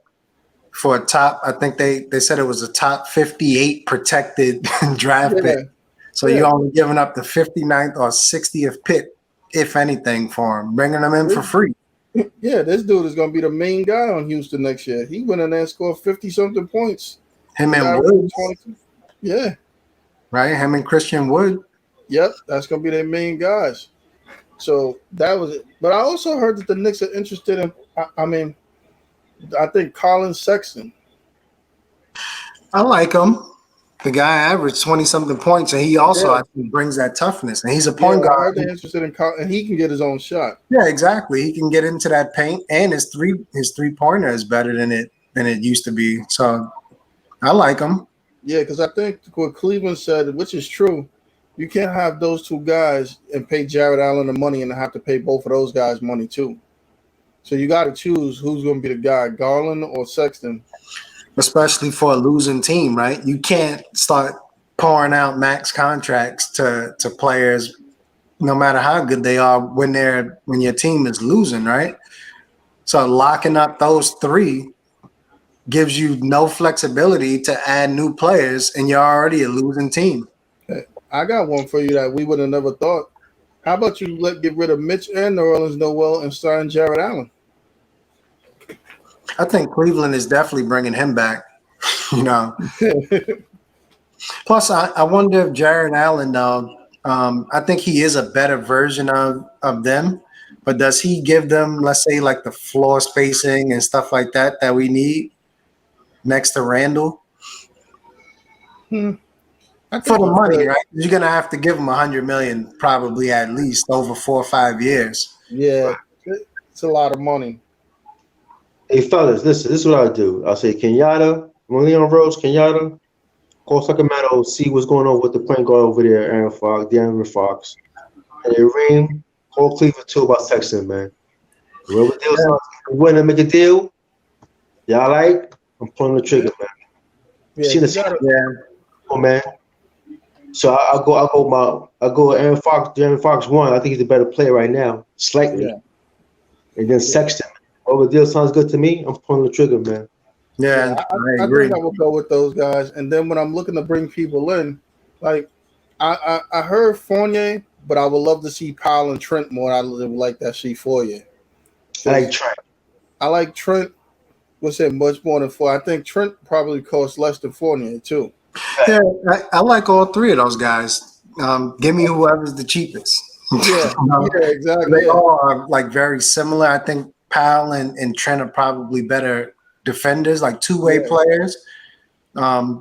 Fournier, he's good. I wouldn't be upset with bringing him in, but give me whoever's the cheapest out of those three. So you figure, look, if you look at Sexton, Fox, and you look at those three, you throw in a guy like T.J. Warren or some one of those type of guys, or Miles Turner, and you start investigating all these guys. I think they could build something. And plus, too, I mean, as much as people may not want to see it, to get these type of guys, I would give you a Mitch, RJ, Obi, some picks. All of those guys could be in the mix for the guys that we talking about. Some of them are free agent, but if I had to give you Mitchell Robinson to get Miles Turner, that deal would get done. Or if I had to give you RJ, let's say to bring in De'Aaron Fox, I would do that. That deal's done. Yeah. You have to make those deals. So simply because I think we could easily find. Think about it. You could bring in De'Aaron Fox. Right now, we have that point guard we need, and you could sign a Gary Trent to be a two guard, and then sign another small forward or whatever it is. Fournier, Powell. You still could bring back Burks and Bullock, or bring back one or both of them. Because don't get me wrong, neither one of them did particularly bad. I mean, they didn't play bad. They're not star players, but they're definitely serviceable players. Right. And both of them gonna get it. Is like they're not the type of guys that if they don't stay on the Knicks, they're gonna lose a job. Somebody's gonna pick both of those guys up. Supposedly, from the rumors floating around, is I know Tibbs is supposedly a big fan of Norman Powell too. I could believe that. One of the things too that I think the Knicks need to look into is and some teams use this strategy is look to sign players from your biggest competitors, right? Or bring them, trade for them or whatever. Does the Hawks have somebody that you could trade for that would kind of like or sign as a free agent? John Collins is a free agent, right? Yeah. I don't know about necessarily the combo of him and Randall per se. Maybe it works out, maybe it doesn't. But at the very least, you take a step up adding a guy like that, and the Hawks maybe take a step back. Because right now, I think the Knicks need to be looking at it from a standpoint of trying to get on the same timeline as the Hawks. Right now, the Nets, they're probably the team to beat in the East, them and Philly for the next few years, right? 2-3 years at least. So you get on a decent enough timeline with the Hawks, right, to be like an up and coming team. Yeah, you got to think about your moves that way. Unless you go all in. If you start going all in and going to Dame dollars, right? Dame time out, right? Yeah. Dame is 31, so you can't wait at that point. Wow. So if you decide to go that route, but me personally, I would go the route of Fox or Sexton, right? You're already building the right way, I would say. You have 2 draft picks in the first round this year and an early second rounder. You got 19, 21, and I think 32. And supposedly the Knicks are looking to possibly pair those picks and move up into the lottery. So I got one for you. I got one that I think that they wouldn't even have to move up in the lottery to get. It would be a stretch, but he looked great. I don't know how it's going to translate to the NBA. Do you take Sharif Cooper? I like him. I like Cooper. That's a concern for me, the jump shot. But his playmaking abilities, he fits kind of sort of what we need, but he doesn't have the jump shot yet.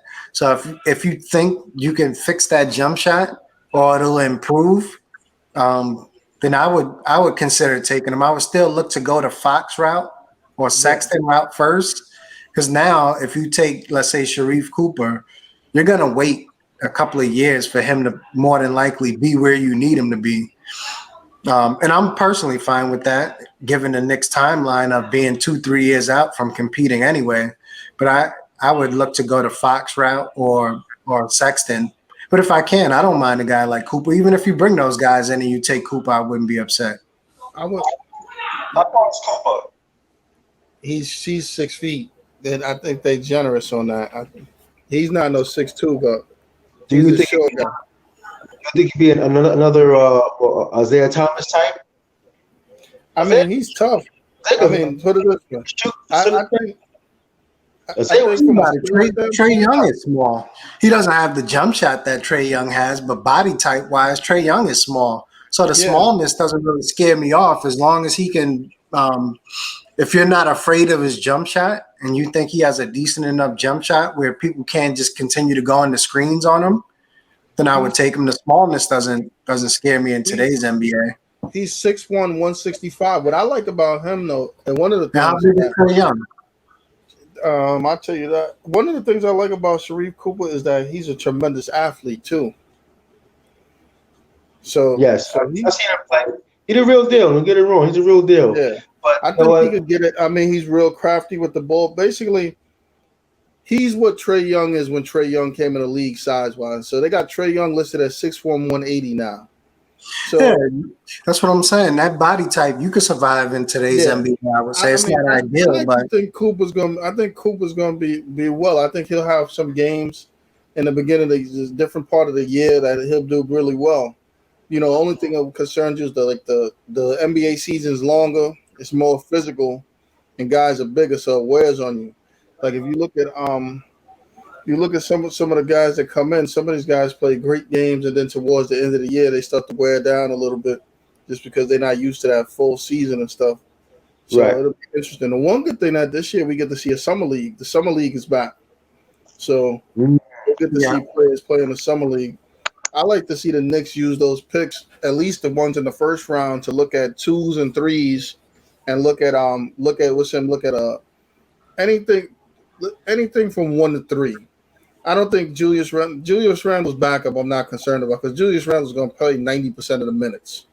So you yeah, just need somebody serviceable back there. And the big man position between Noel and Mitch Robinson coming back, I don't think you got to worry about 4s or 5s. But, you know, 1, 2, and 3, you depending on who you draft, how they look, that'll tell you whether you need to bring Bullock or Burks back, or, you know, whatever you do. Because even watching these games, like the Celtics, that dude Nesbitt was good.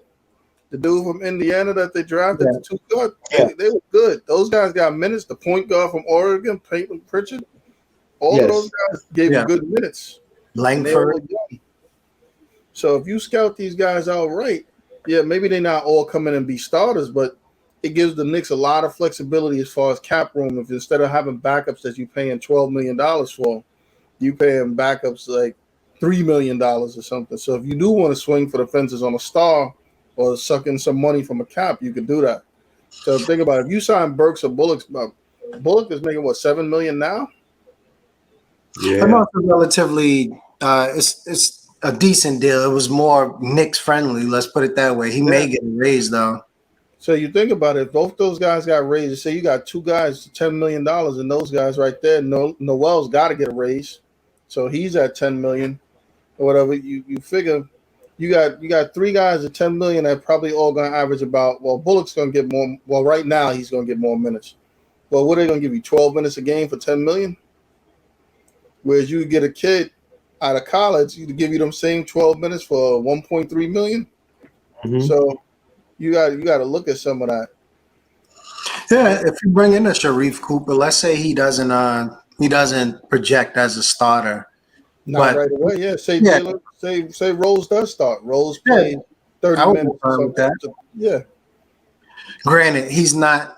I would say we need to explore the whole, like we yeah. mentioned earlier, going that route. But if we can't pry one of those guys away for an affordable price, and I think Sexton is probably more available than Fox is, but I think Yeah. Sacramento would listen to the right offer for Fox. But if I end up with Sharif Cooper as running my second unit, I'm not upset with that, and I get a decent enough point guard to start. I even like some of the more affordable guys, or guys that seem like they're going to be more affordable, and Devontae Graham, Yep. right? I don't think I would necessarily overspend. I think he fits with the Knicks, but I wouldn't necessarily overspend on a Kyle Lowry, right? I'm not throwing him 20, No. 25 million or whatever he's looking for. I 30. got a sleeper pick. If he opts out, you know who would be great for the Knicks? Dude from the Nets, the point guard that's hurt right now, Spencer Dinwiddie. If Spencer Dinwiddie opts out, the Knicks need to be on that. Yeah, I agree. The only thing with Dinwiddie, I would say, is he's made some comments about the Knicks organization in the past, and knowing Dolan, right? That stuff doesn't fly too well usually. So I'm not sure if they would look to go that route, but talent-wise, Dinwiddie fits with the Knicks' need. He's a hell of a playmaker, and he has a decent enough jump shot. And the NBA threw us for a loop again. So the NBA draft, I believe, is July 29th. But free agency now is pushed back to August 2nd. Great. Great for the Knicks. Great. Chief Cooper or a kid from Baylor. Get a kid from Baylor, man. We guys are really be in business, man. Yeah, I think that's a good thing. You Yeah. know, that way you can see what your needs are going into free agency. Yeah. Yeah. So yeah, the draft is the 29th and free agency starts August 2nd. Yeah, that makes sense. You draft your players, and then however you need to fill out the roster, whatever your needs are, then you look to potentially address it in the draft. I mean, Right. in free agency. So we had a couple of interesting things happen this week. We heard that CP3 might turn down the 44 million to be a free agent. Um, I personally think that he's got about 3 or 4 more years left. So if he turns down the 44 million to get 4 years for 100 million, I'm fine with that. I think that might be the better play for him because this will probably be his last contract. But Yeah, $44 million pill is tough to turn down or something. I would yeah, have to. My agent would have to give me some kind of guaranteed, and it have to be someplace I wanted to play, not just some bounce around team. yeah. I don't think it's him thinking he can get more than 44 million for for a single year. It's him wanting to get more years on the contract. Like Yeah, you said, I think he's probably looking for a 3 or 4 year deal for around 100 or so million. And I yeah. think some team will give it to him.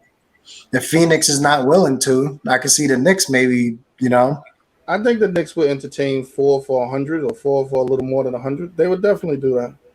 especially considering he was supposedly Leon Rose's favorite agent, Client and stuff. yeah, Yeah, client rather, yeah. So they supposedly have this great relationship, especially those two. So I wouldn't be shocked.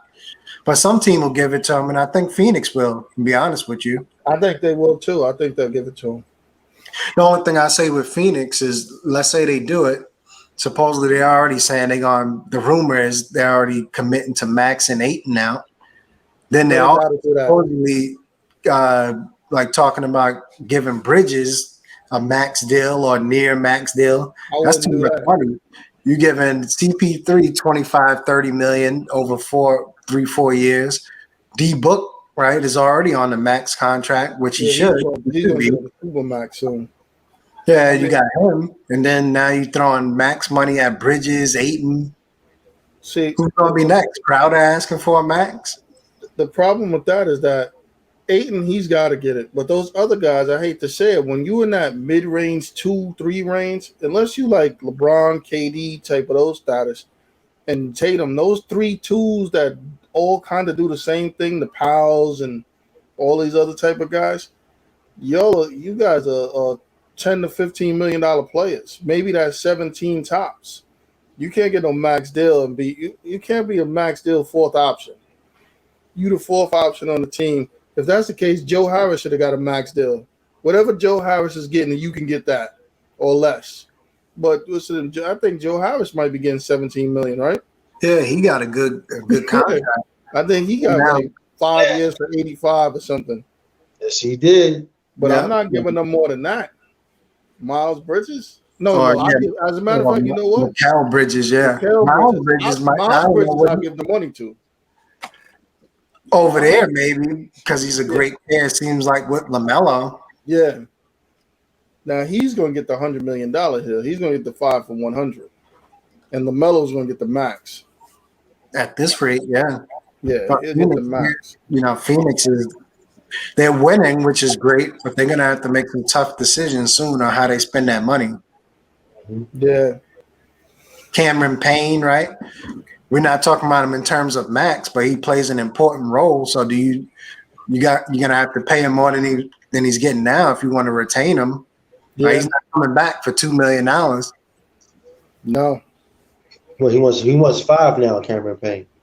At least he should get at least that or more. I think he Yeah. would get that. 5 would be good for Cameron Payne. 5 mil would be good for him. yeah, and he's going to want 2 or 3 years too. It's going to have to be like 10 or 15. Which you know what? I would give it to him. That's a reasonable deal. I would probably give it to him too. I would be scared of the Mikal Bridges max, or Yeah. close to it. I don't think I would max him out. He does play a significant role on that team. He's a good two-way player, but he's not max worthy in my opinion. No, The Cameron Payne IQ backcourt, the bench sounds good to me. Yeah. They already have Mikal Bridges backup and the guy from that Theo mentioned Cam from North Johnson. Carolina, right? Yeah. Johnson. So Right. Mikal Bridges thinks he's getting the max, and you don't want to pay him. He gonna lose the job to Cam Johnson. Yeah, you got Cam Johnson waiting for that starting small forward role. Yep. Right. Guys, I waited to save the last craziest question for last. We got another Kendrick Perkins. Listen, Kendrick Perkins' great comments. As we know that he's the greatest commentator and says some of the dumbest stuff ever. Kendrick Perkins says he'd rather have Russell Westbrook's career over Allen Iverson's career. So what do we think of that? I mean, for me, statistically, if you want to get hollow stats and bounce around the teams and people hate you, then you're good. You could be Russell Westbrook.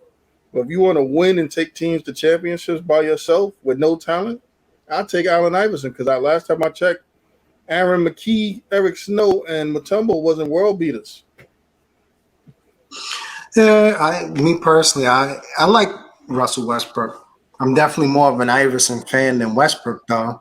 I think both of them, hell of a career for both players, but I would take Iverson's career over Westbrook's. But that's not to diminish Westbrook's accomplishments or his career. And I'm going with Iverson. If we replace Westbrook with Iverson when OKC had the Warriors down 3-1, would the Warriors come back? No, I don't think so. Would have took over that game and get them the hell up out of there. Yeah. Whether KD showed up or not. KD, give me the rock. AI is a multiple scoring champion, rookie of the year, multiple All-Star. I mean, this guy playing in a hand check era. Yeah. It was killing cats and killed cats when cats was playing defense. Yeah. Grab you, hold you on the ground, and Iverson stayed on the floor. Or you're gonna throw on the floor with an and one on Shaq, on Zoe, on Ewan, on Robinson, on Mutombo, on everybody. Marcus Camby, everybody getting buckets. Yeah. On Iverson. But listen, Westbrook, I respect him. He's cool with me. I get it. But Westbrook and Iverson, man, I see Iverson take over games, man. Take over games by himself. Like this guy had Matt Geiger, Clarence Weatherspoon. Yeah. Serious, man? Come on, man. Larry Brown was smart enough to say, you know what? He could score all by himself. Or you need a couple guys scored 10 here, 15 there, which was Aaron McKee here. He was like the second scorer for the time. Yeah. Yeah, but the guy played defense, and it worked. He got up to the finals. But listen, you got Kobe and Shaq in their prime. You're not gonna beat that. No. Fucking Derek Fisher. They're improving in LA on the low. Yep. But listen, man, give me AI all day, man. AI take over games, man. Take over all-star games too with him and Marbury. Get me started, man. So I'm gonna ask you guys one more question before we get out of here. We on the night of the Mayweather fight. Is probably getting ready to start shortly. What do we think of that whole thing? I'm not too interested in it, I don't think Paul has any. I think somebody said it best. I can't remember who, but they said it should be a privilege to get in the ring with Floyd Mayweather. One of the guys who's considered, if not the most, one of the most decorated boxers of all time. All-time greats. And you got some guy from YouTube. Again, I'm sure he's supposedly training, taking it serious and everything else, but you shouldn't be able. And he's what, 0 for 1? This guy, Logan Paul, you shouldn't be able to go from YouTube to fighting Floyd Mayweather. If that's the case, I want Floyd Mayweather next. Give me $10 million to fight him if that's the case. If all it takes is running your mouth, I guess the Pauls do have they have a hell of a following on social media, right? Yeah. 20, 30 million followers and all that. So I guess the interest is there probably from fans, but I don't think he has any business in the ring with Floyd. Listen, if the fans are willing to get robbed blatantly by Floyd, So be it, man. I ain't blaming Floyd for these people paying for this fight, man. So that being said, I said before in a previous show, is the casual fans, man, taking over the sport, man. That's why we see Yeah, these Floyd fights, exhibitions. Casual fans taking over. They want to see a ring from wherever he's at with zero fights and zero experience fight Mike Tyson. You know what I'm saying? So if they want to see it, they want to pay for it. I ain't mad at Floyd, man. Go ahead, Floyd, yeah, get your money, man. Logan yeah. Paul, get your money, man. I ain't mad at you guys, man. But real purish fans like ourselves, man, we don't want to see this, man. This ain't boxing. Nah. Not exhibition fights where nobody loses Yeah, and no judges to judge the fight. You know, it's just come on, man. yeah. I mean, for me, I agree with both of you guys. I mean, Floyd is funny. Floyd's got 100 million reasons why he's fighting this fight. So And that 50 Cent, 100 million, would, 50% yeah, too from sales too from the yeah. season. So for him, it's a no lose proposition. Right. So I get that. I get that fully. But like you said, this is not something that a boxing purist wants to see. This is just a spectacle and a bunch of exhibition stuff. And the sad thing about it is, I can see more of this stuff starting to happen, just because, like you said, the casual fans. Next thing you know, we're gonna have people racing cheetahs and doing all types of other crazy stuff just for money, Yeah, wrestling alligators in the ring for money or something. People wouldn't want be to see surprised. crazy stuff, so who knows? But guys, thank you guys again, man, for another great show. Glad to talk sports with you guys. Any parting words? Um, my Knicks got bumped. I think we had a hell of a year. I'm looking forward to what we do next year. Off season is coming. Let's go Knicks. For the all boxing fans, Jim Lampley's back in the boxing business, doing commentating for Thriller Network, I should say. So that's good for boxing, having Jim Lampley back, doing announcing boxing. Shout out to Gary Payton and She Waters, and guys became high school basketball coaches somewhere in North Carolina and California. You know, and let's go Islanders, man, for all the little hockey fans out there, man. I'm not really a big hockey guy, but as far as hockey concerned, let's go New York Islanders, Rangers, and well like that. So Islanders playing well for New York hockey. Hey, again, I second that. You know what? Islanders and New York team. Let's go Islanders. We're saying Yankees and Mets still playing well in great contention. So let's keep that up too. But again, thanks again, guys. Have a good night. Always, Later. sir. Enjoy.